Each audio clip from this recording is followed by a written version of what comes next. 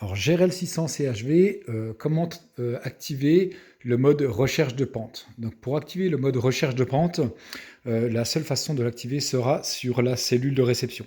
Donc sur la cellule de réception, vous avez cette touche donc, qui correspond à la touche de recherche de pente, qui s'appelle aussi le mode centre-ligne dans la notice, hein, qui va nous permettre de faire une recherche de pente sur l'axe des X et sur l'axe des Y, et avec une deuxième cellule de réception aussi sur les deux axes en même temps.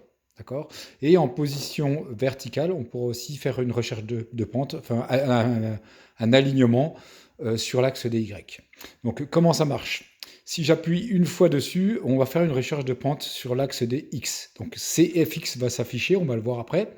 Si je veux faire une recherche de pente sur l'axe des Y, j'appuie simultanément toujours sur la cellule de réception, sur la touche recherche de pente et sur la touche Y en même temps.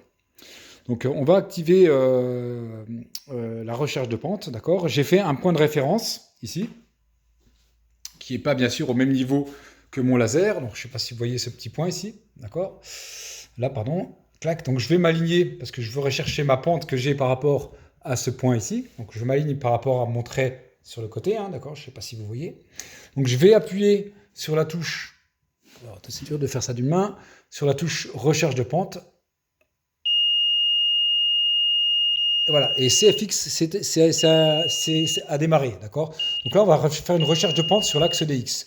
Donc qu'est-ce qui va se passer? C'est que le laser va balayer la cellule de réception, d'accord. Alors ça prend un petit peu de temps, hein, et jusqu'à qu'il se cale à l'axe. Donc il va faire un balayage complet de la cellule avant de venir se caler définitivement sur son axe central, d'accord. Donc on va attendre un petit peu, vous voyez, ça va commencer à descendre.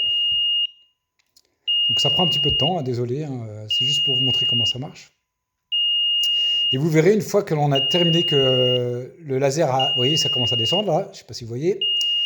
Donc il va faire un balayage complet de la cellule, hein, d'accord. Et après, quand il va arriver en bas de la cellule, ou l'inverse en haut, quand il balaye, il va remonter et venir se centrer sur l'axe, vous allez voir. Donc là, il s'est arrêté en bas et il va remonter, et ce coup-ci, il va venir se caler. Vous voyez, tout doucement, il va revenir se caler. Et quand son calage sera verrouillé, donc il nous mettra FX OK, pardon. Voilà.